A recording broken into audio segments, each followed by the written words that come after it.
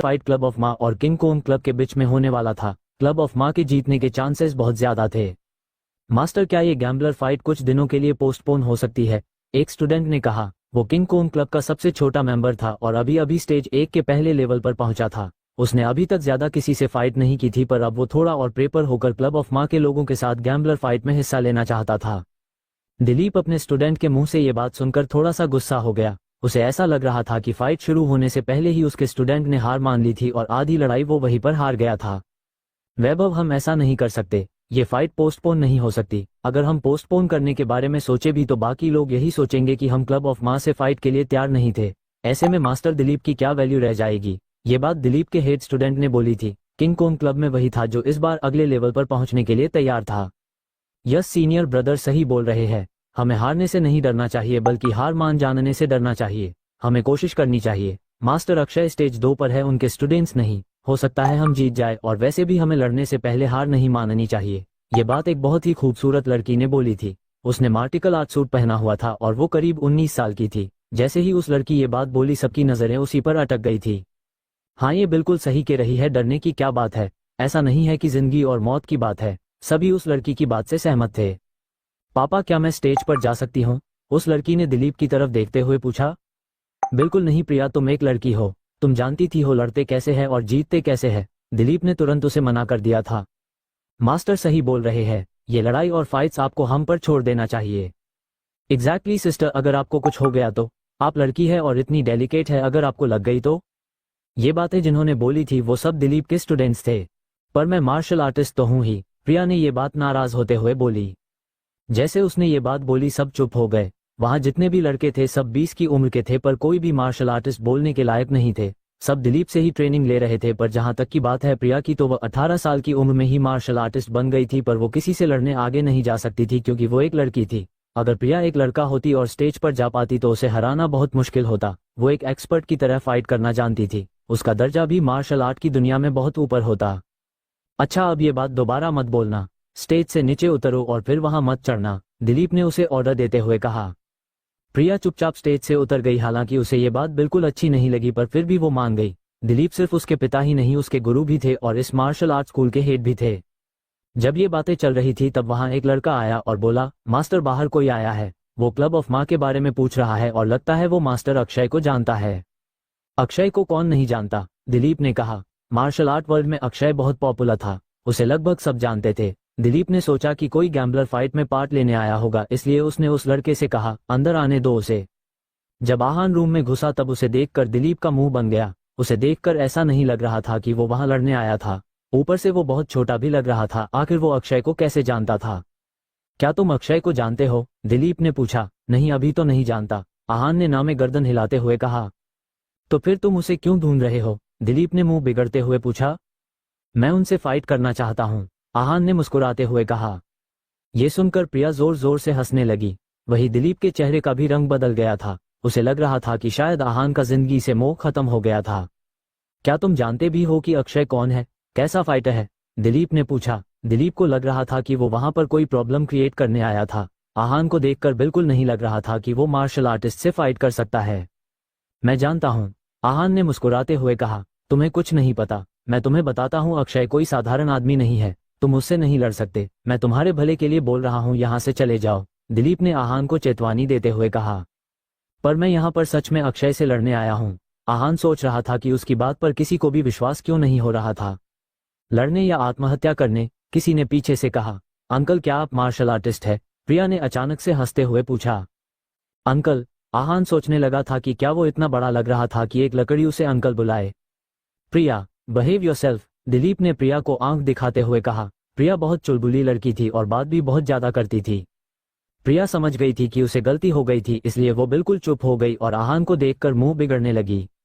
क्या आपकी अक्षय से कोई दुश्मनी है? दिलीप ने सीधा सीधा पूछा। उसे एहसास हो गया था कि आहान मजाक नहीं कर रहा था, पर अगर कोई अक्षय से ऐसे लड़ना चाहता था तो जरूर उसकी कोई दुश्मनी होगी। हाँ, हमारे बीच की बात है। कुछ तो हुआ था हमारे बीच, आहान ने कहा। क्या मैं जान सकता हूं तुम क्या करना चाहते हो? दिलीप ने पूछा। मुझे बदला लेना है, आहान अपनी बात पर अड़ा रहा। मेरी बात मानो और यहाँ से चले जाओ।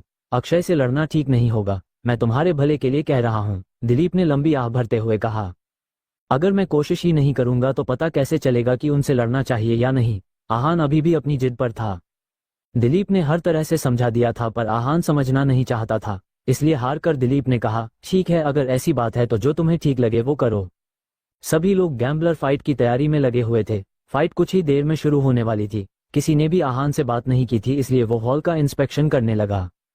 वहां सब कुछ था। ट्रेनिंग हॉल को बहुत अच्छे से इक्विप किया हुआ था। तभी उसे वहां रेत से भरी बोरी नजर आई। वो बोरी मामूली रेत से नहीं बल्कि लोहे से भरी हुई थी। उसे देखकर साफ पता चल रहा था कि उसका वजन 1000 किलोग्राम के आसपास होगा। मामूली रेत से भरी बोरियों का वजन 10 से 80 किलोग्राम तक जाता था, पर लोहे से भरी बोरी का वजन 500 से 1000 किलोग्राम तक जाता था। सब अलग अलग वजन को बोरियों से ट्रेनिंग करते थे, पर लोहे की बोरी से बहुत कम लोग ट्रेनिंग करते थे।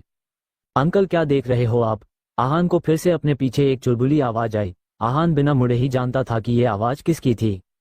बोरियों को देख रहा हूं, आहान ने बोरियों की तरफ इशारा करते हुए कहा। आहान ने जहां से मार्शल आर्ट में ट्रेनिंग ली थी वहां पर उससे भी भरी बोरियां हुआ करती थी। ऑब्वियसली मुझे दिख रहा है कि आप उन बोरियों को देख रहे हो, प्रिया ने एटीट्यूड में जवाब दिया। जब पता है तो फिर पूछा क्यों? आहान ने स्माइल करते हुए पूछा। क्या बोल रहे हैं आप? प्रिया ने अपने दांत पीसते हुए कहा। क्या हुआ? आहान ने पूछा। कुछ नहीं, प्रिया ने गुस्से में अपना पैर जमीन पर पटका। आहान फिर से उन बोरियों को देखने लगा। जब प्रिया ने देखा कि आहान ने उसे अनदेखा कर दिया था तब उसने सोचा कि इसे सबक सिखाना ही होगा। अंकल, इस बोरी को फील करना चाहेंगे आप? प्रिया ने पूछा। हम? कैसे? आहान ने प्रिया की आंखों में शरारत देखी और उसमें शामिल हो गया। अपनी मुट्ठी का इस्तेमाल करो और इस बोरी पर जोर से मारो, आपको पता चल जाएगा कि इस बोरी का फील कैसा है। पहले तो प्रिया को थोड़ा बुरा लगा, पर फिर बाद में उसने मुस्कुराते हुए आहान से ये बात कही। अच्छा, इतना आसान है? आहान समझ गया था कि प्रिया उसे बेवकूफ बनाना चाहती थी। वो एक लोहे से भरी बोरी थी, अगर कोई भी इंसान उसे पूरे जोर से मरता तो उसकी कलाई जरूर टूट जाती। हाँ, प्रिया ने कहा। ठीक है, फिर मैं कोशिश करता हूँ, आहान ने जवाब दिया। यस अंकल, आप कर सकते हैं, प्रिया ने खिलखिलाते हुए कहा। वो जानती थी कि आहान जब उस बोरे को मुक्का मारेगा तो उसके हाथ पर बहुत जोर से चोट आएगी और वो दर्द में चिल्लाने लगेगा। आहान उस बोरे के सामने गया और उसे मुक्का मारने के लिए तैयार हुए तभी। रुको, प्रिया चिल्लाई। आहान सोचने लगा था कि इस लड़की की प्रॉब्लम क्या है। अंकल, आपकी पोजीशन सही नहीं है। इतना कहकर प्रिया ने आहान की पोजीशन सही करने में उसकी मदद की। अंकल, इस बोरी को पंच करने के लिए आपको अपनी कमर का जोर लगाना पड़ेगा, इसलिए पहले अपनी कमर स्टिफ कीजिए। अगर ऐसे खड़े हुए तो आप सही से पंच नहीं कर पाएंगे। ये सुनकर आहान का मुंह बन गया। प्रिया जो करने के लिए कह रही थी उसकी वजह से उसे बहुत चोट आ सकती थी। ठीक है अंकल, अब पंच कीजिए, प्रिया ने कहा और मन में सोचा, अब तो ये सीधा हॉस्पिटल में ही उठेगा। अगर मैं तुमसे कहूं कि मैं ये बोरा हिला सकता हूं तो तुम मान जाओगी? आहान ने पूछा। अंकल, आप मजाक करना बंद करेंगे? इसका वजन 500 किलोग्राम है। मैंने आपसे इसे पंच करने के लिए नहीं कहा था, बस हाथ लगाकर फील करने के लिए कहा था, प्रिया ने अपनी आंखें घुमाते हुए कहा। प्रिया ये भी कहना चाहती थी कि वहां का सबसे पुराना और ट्रेंड मार्शल आर्टिस्ट इस बोरी को नहीं हिला पाया था, तो फिर उसके जैसा साधारण आदमी ये कैसे कर सकता था, पर वो चुप रही। और अगर मैंने ऐसा कर दिया तो? आहान ने पूछा। अगर आपने ऐसा कर दिया तो अपनी सजा मैं आप पर छोड़ती हूँ। प्रिया ने ये बात कह तो दी थी, पर फिर ये सोचकर रिग्रेट करने लगी कि अगर इसने बोरा हिला दिया तो वो उसे क्या सजा देगा। पक्का? आहान ने फाइनली पूछा। हाँ पक्का। कहीं ना कहीं प्रिया को विश्वास था कि वो ऐसा नहीं कर पाएगा। ठीक है, फिर बाद में पछताना मत, आहान के इतना कहा और बोरे को पंच करने के लिए तैयार हुए। तुम पोजीशन में? प्रिया अपनी बात पूरी कर पाती उससे पहले ही आहान ने पंच करके उसे हिला दिया था। ये देखकर बाकी के शब्द प्रिया के गले में ही रह गए।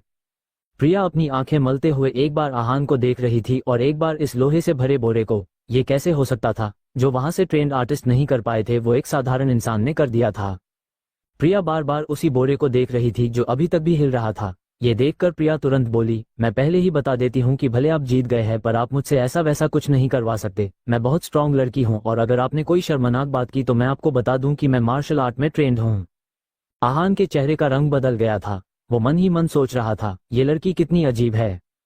उसे इस तरह चुप देखकर प्रिया को लगा कि वो उससे डर गया था। उसने आहान से पूछा, अंकल क्या आप मार्शल आर्ट जानते हैं? उसे उम्मीद नहीं थी कि वो अपने आप को उसके पापा से भी छुपा सकता था। सबसे पहले तो तुम मुझे अंकल बोलना बंद करो, मैं सिर्फ 25 साल का हूँ। आहान ने फाइनली अपने मन की बात की। तो क्या हुआ, तब भी आप मुझसे 6 साल बड़े हैं, मैं आपको अंकल बोल सकती हूँ, प्रिया ने कहा। तो बताइए आप स्टेज 1 के कौन से लेवल पर है, सेकंड या फाइनल? प्रिया को पता था कि वो फर्स्ट लेवल पर नहीं हो सकता था।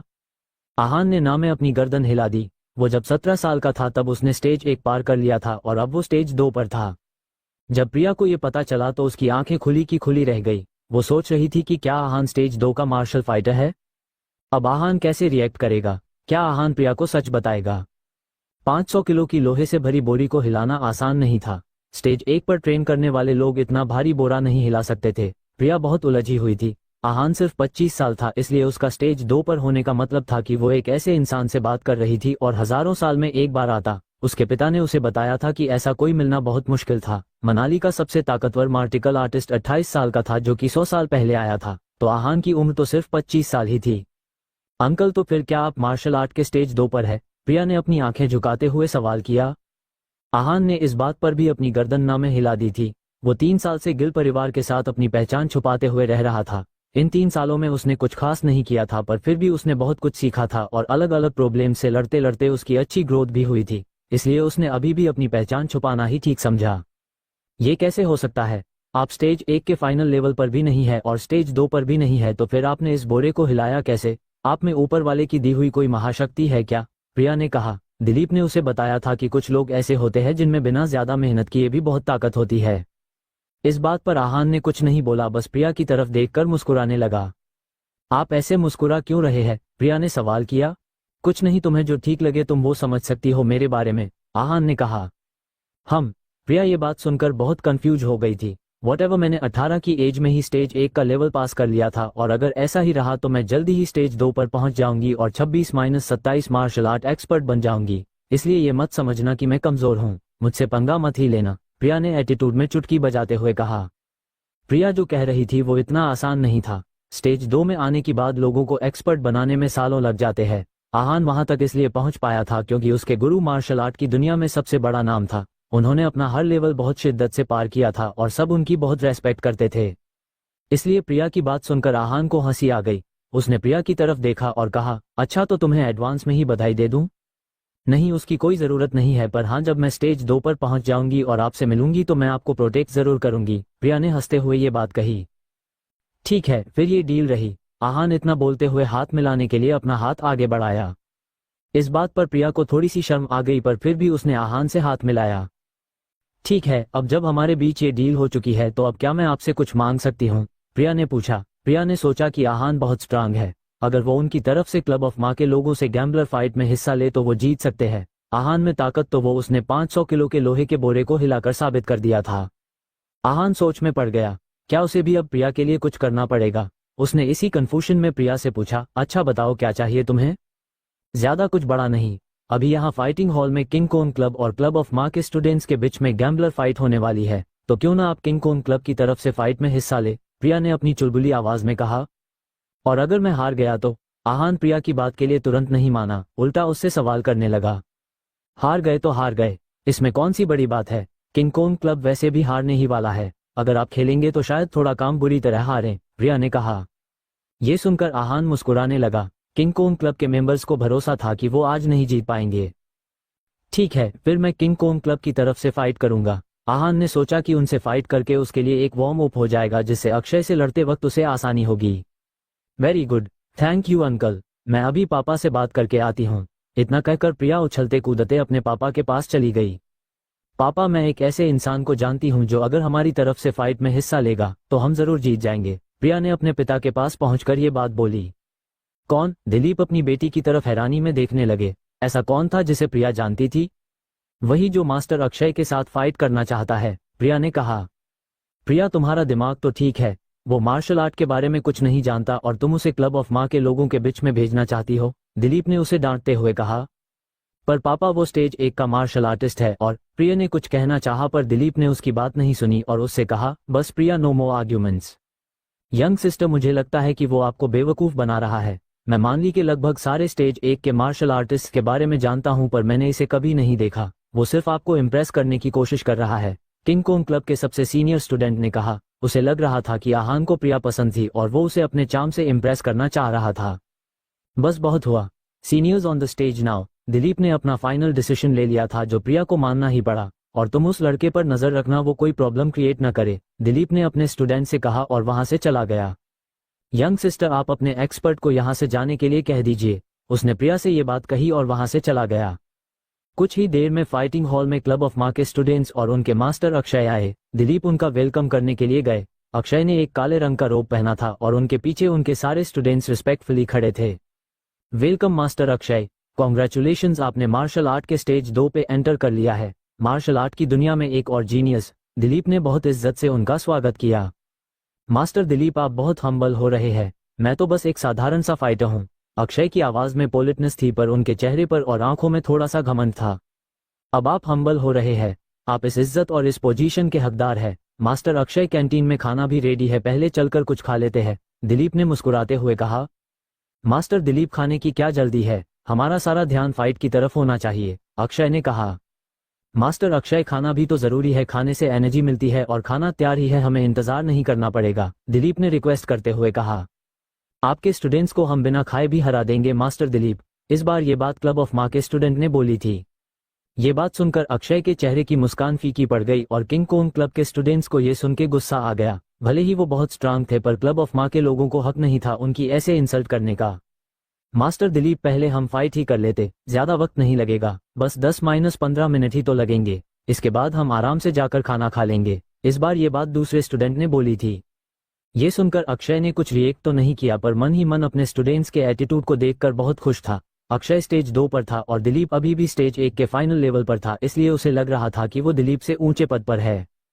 क्लब ऑफ माँ के स्टूडेंट्स की ऐसी बातें सुनकर दिलीप को गुस्सा भी आया और उसे बुरा भी लग रहा था, पर वो इतने लोगों के बीच में अपना गुस्सा जाहिर नहीं कर सकता था। ये सारी बातें होने के बाद दोनों ग्रुप फाइटिंग हॉल में पहुंचे। वहां दिलीप नजर प्रिया और आहान पर पड़ी। ये अभी तक यहां से गया नहीं, दिलीप ने अपने स्टूडेंट से पूछा। सिर, मैंने इन्हें जाने के लिए कहा था, पता नहीं क्यों नहीं गए, मैं अभी फिर से बोलकर आता हूँ, उसने अपने गुरु से कहा। ऐसा करो, रहने दो, इसे देखने दो कि क्लब ऑफ माँ के स्टूडेंट्स कैसे फाइट करते हैं, फिर शायद ये अक्षय से लड़ने की जिद ना करे। दिलीप आहान की असलियत नहीं जानता था, इसलिए हर हाल में उसे बचाना चाहता था। ओके मास्टर, इस स्टूडेंट ने दिलीप को बात बिना कोई सवाल किए मान ली। अंकल, फाइट शुरू होने वाली है, चलो चलते हैं। प्रिया ने आहान का हाथ पकड़ा और उसे स्टेज की तरफ ले गई। Fighting ring normal boxing ring से बड़ा था, उसे स्टील से बहुत मजबूत बनाया गया था। स्टेज के नीचे बहुत सारी कुर्सियां रखी हुई थी, पर उन पर कोई बैठा नहीं था। अक्षय और दिलीप आगे खड़े थे और बाकी अपने अपने गुरु के पीछे खड़े थे। दिलीप और अक्षय आपस में बात कर रहे थे और उनके स्टूडेंट्स अपना सीक्वेंस डिसाइड कर रहे थे। गेम के रूल्स बहुत सिंपल थे। 5-5 फाइटर हर टीम से खेलेंगे और जिसके 5 फाइटर पहले हार गए वो ये मैच हार जाएंगे।